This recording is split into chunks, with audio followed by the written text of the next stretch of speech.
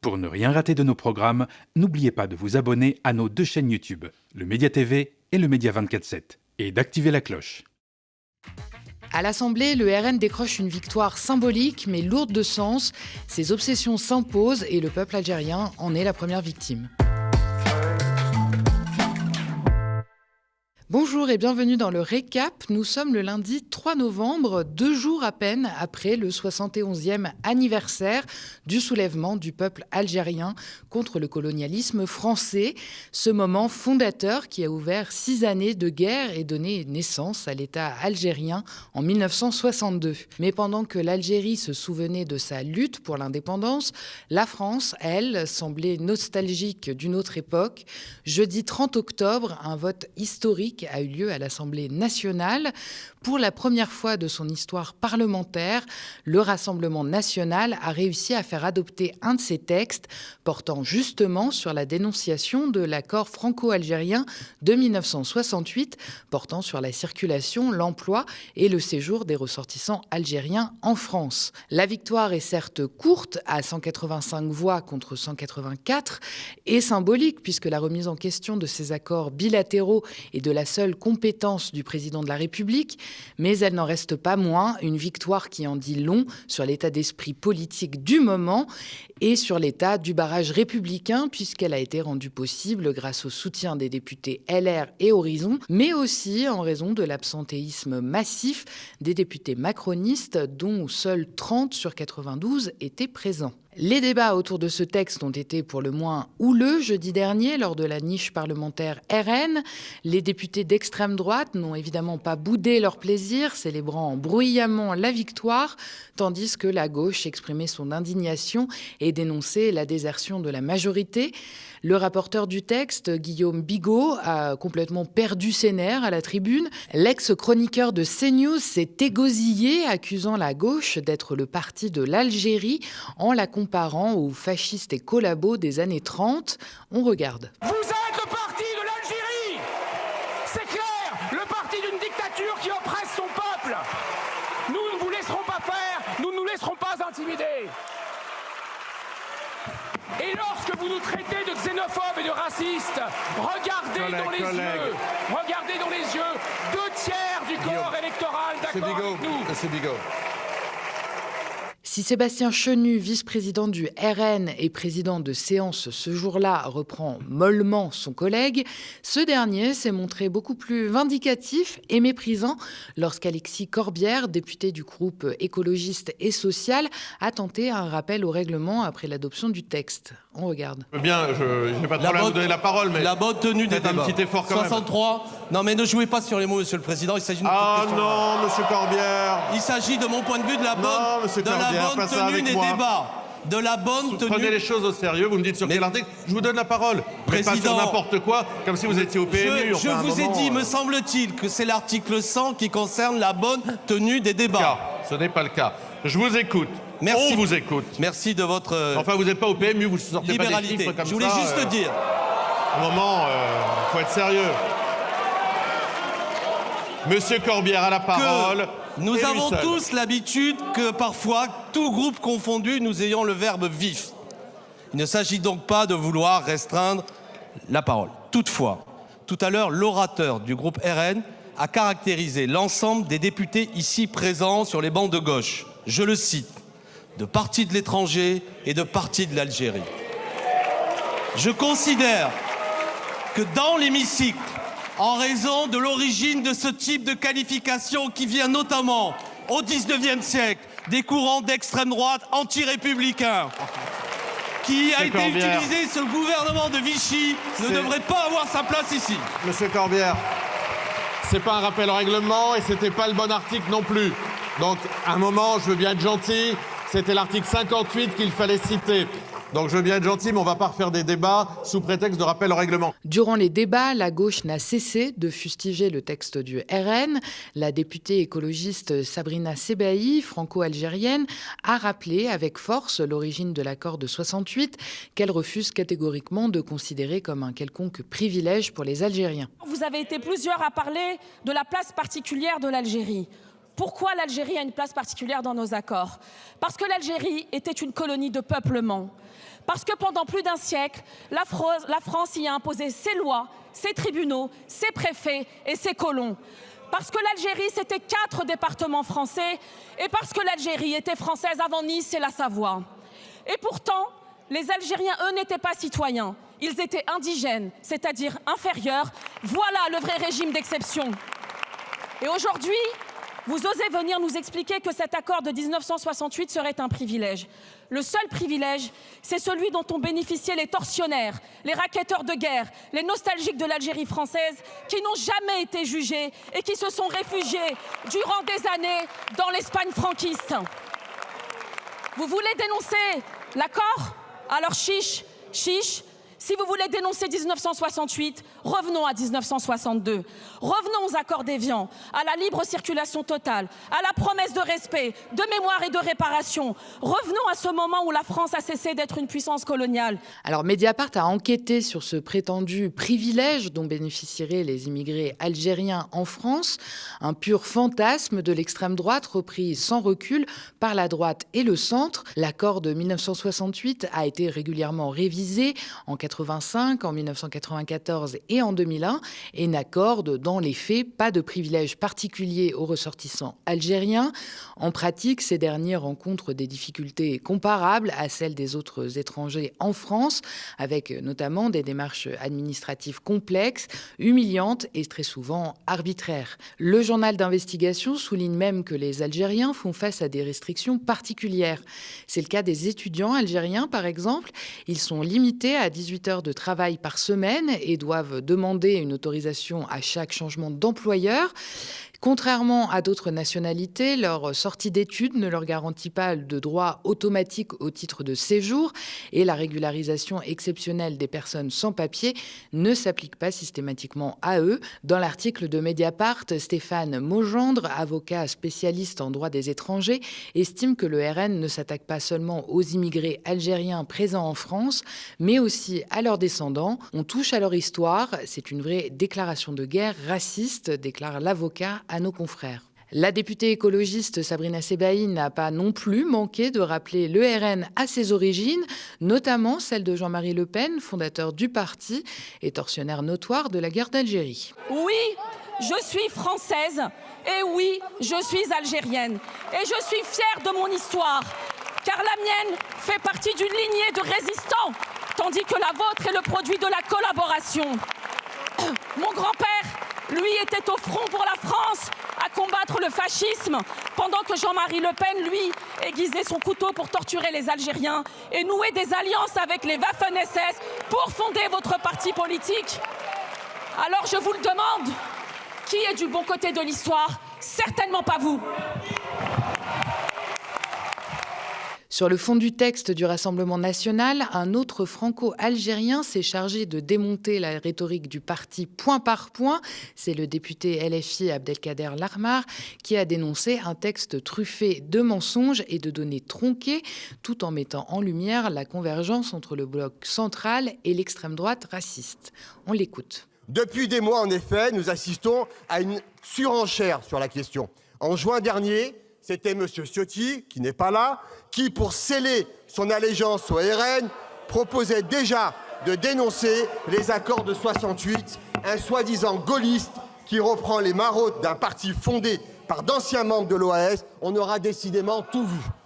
Depuis, c'est tout l'extrême centre macroniste qui s'est rallié à cette idée. François Bayrou, Gabriel Attal, Édouard Philippe, 3 anciens premiers ministres à la remorque de l'extrême droite affligeant. Mais venons-en au cœur de la proposition d'aujourd'hui. L'exposé des motifs est rempli de mensonges, de raccourcis grossiers et de données tronquées, mais ça, vous nous avez donné l'habitude. Le RN dénonce un taux d'exécution des OQTF faible, en oubliant de dire que notre pays en prononce bien plus que ses voisins. La comparaison avec le Danemark en est presque risible. Ce pays prononce moins de 4000 obligations de quitter son territoire chaque année. 4000. En France, c'est 140 000 en 2024, soit autant que l'Italie, la Grèce et l'Espagne réunies. L'Algérie est ensuite présentée comme le premier pourvoyeur de migrants. C'est faux. Depuis 2 ans, les Algériens ne sont que la 2e nationalité la plus représentée dans l'octroi de premiers titres de séjour. Pire, pour arriver au chiffre de 2,5 millions d'Algériens, Le RN propose, sans honte, de compter les descendants français d'immigrés parmi les Algériens présents sur notre sol. Citer des chiffres, chers collègues, c'est bien. Savoir les utiliser, c'est mieux. Mais en fait, quand on connaît votre idéologie, on comprend mieux votre allergie aux chiffres arabes. Comme l'a souligné le député insoumis, depuis de nombreux mois, les relations diplomatiques avec l'Algérie se sont particulièrement dégradées, notamment sous l'impulsion de l'ex-ministre de l'Intérieur, Bruno Retailleau, qui a fait de l'algérophobie un outil pour exister médiatiquement. Le RN, flairant le terrain propice, a joué sa carte parlementaire, présenté un texte consensuel déjà approuvé par d'autres pour garantir son adoption. Jeudi dernier, son texte sur l'accord de 1968 s'inscrivait dans cette logique, reprenant les revendications déjà portées par des responsables de la droite, comme notamment Édouard Philippe, Bruno Retailleau, on l'a déjà cité, ou encore Gabriel Attal, et s'appuyant sur un rapport récent des députés macronistes Charles Rodwell et Mathieu Lefebvre, qui évalue le coût de l'accord à 2 milliards d'euros et en appelle donc à sa renégociation, voire carrément à sa suppression. Durant les débats, plusieurs députés de Horizon et de la droite républicaine, menés notamment par Laurent Wauquiez, ont publiquement soutenu le texte, invoquant l'histoire des liens franco-algériens et critiquant le maintien d'accords qu'ils jugent, eux, humiliants. Les députés macronistes sous-représentés, donc, se sont néanmoins montrés un peu plus gênés par ce vote commun avec l'extrême droite. Ils ont tenté de se contorsionner pour feindre l'opposition, sans vraiment y parvenir. Certains ont dénoncé une proposition brouillonne, mais sans réussir à mobiliser le reste du groupe, provoquant même l'indignation de quelques-uns. Une position à l'image de celle du gouvernement, portée par Laurent Pagnyfou, le ministre des Relations avec le Parlement. Ce dernier a affirmé que la dénonciation de l'accord n'était pas à l'ordre du jour et a plaidé pour une renégociation plutôt qu'une rupture. Ce ton tranche quand même avec la période Bruno Retailleau et traduit un timide apaisement des relations avec l'Algérie. De son côté, justement, l'Algérie a réagi ce week-end par l'intermédiaire de son chef de la diplomatie. Ce dernier estime que cette affaire est une affaire entre l'Assemblée nationale française et le gouvernement français. C'est une affaire intérieure, c'est une affaire franco-française. Elle ne nous concerne pas pour le moment. Pour autant, il déplore, je le cite, de voir un pays aussi grand que la France faire de l'histoire d'un autre pays, indépendant, souverain, l'objet d'une compétition électorale anticipée en France. Le chef de file de la France Insoumise, Jean-Luc Mélenchon, a lui aussi réagi dans une longue vidéo après l'adoption du texte à l'Assemblée nationale. Il affirme que la France n'est pas cette nation revancharde et haineuse et plaide au contraire pour la paix entre les peuples, frères et sœurs, en France et au Maghreb. On l'écoute. Il est urgent de tourner la page de la violence. À quel point il est urgent d'isoler ceux qui veulent y revenir, ceux qui voudraient que sans cesse se répète la même histoire tragique qui d'abord nous a séparés, et puis peut-être d'une manière ou d'une autre, nous permet maintenant, si l'on va au bout de ce qui s'est passé, du respect qui est dû à ceux qui y ont participé, à nous respecter mutuellement.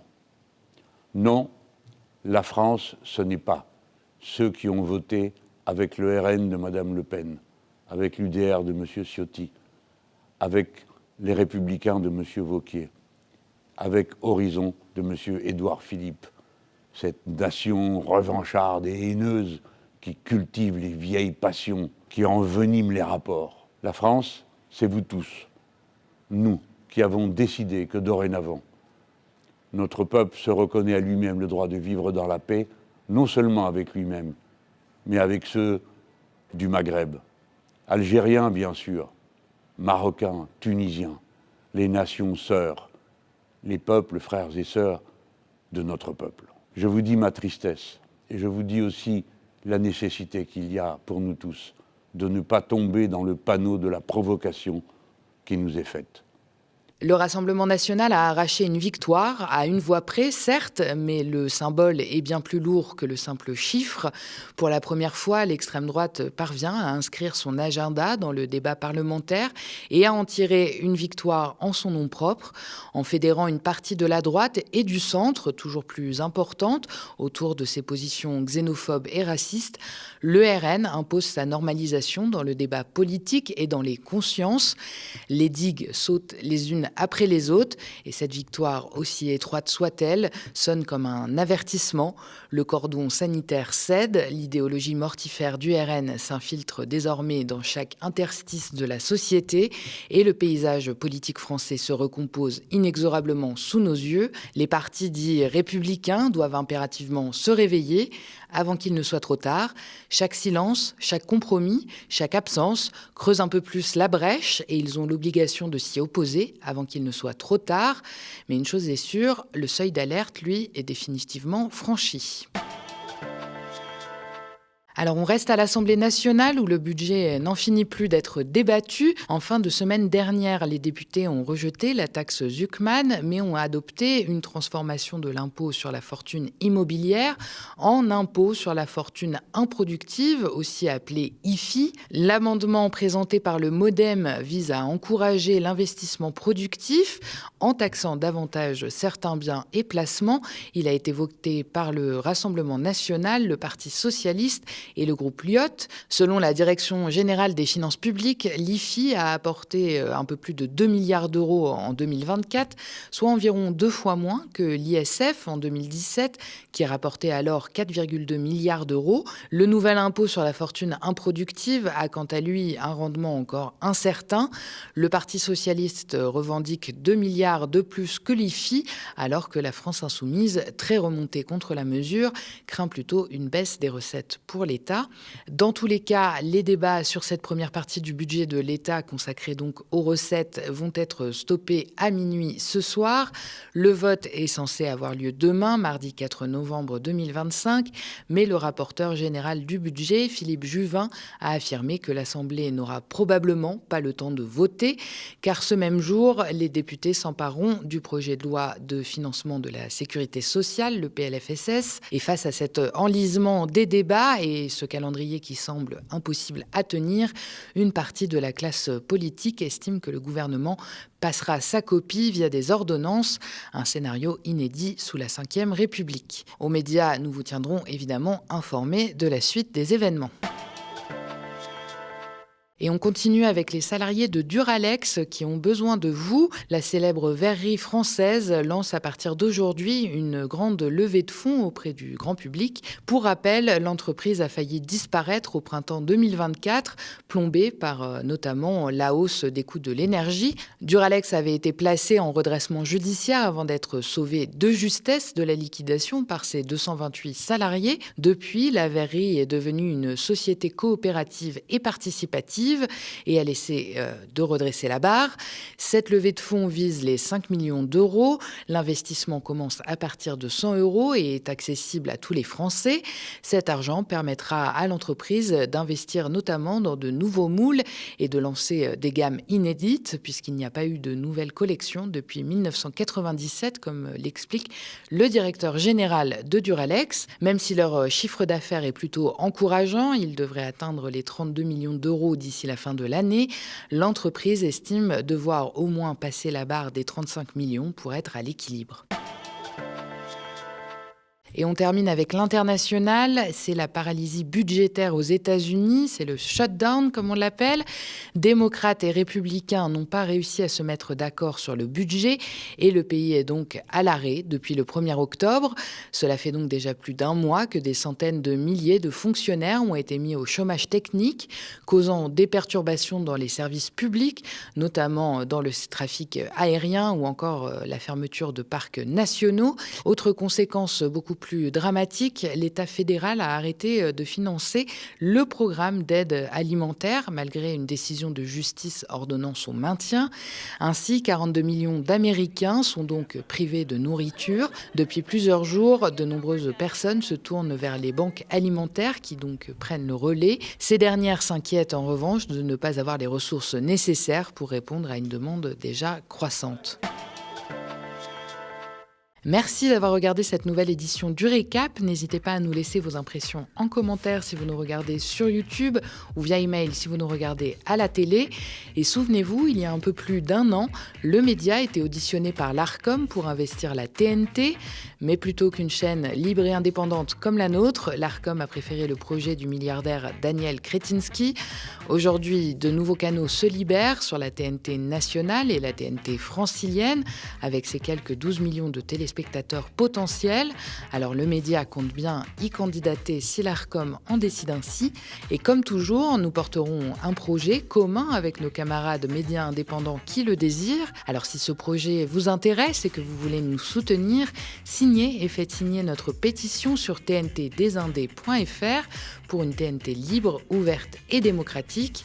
Et si vous voulez nous aider à produire une information libre et indépendante, n'hésitez pas à vous abonner aux médias ou à faire un don sur notre site internet ou plus simplement à parler de nous autour de vous et à nous suivre sur les réseaux sociaux. Et n'oubliez pas, en attendant la TNT, retrouvez-nous sur nos 2 chaînes YouTube, Le Média et Le Média 24/7 pour ne rien rater de nos programmes. Très bonne soirée sur Le Média.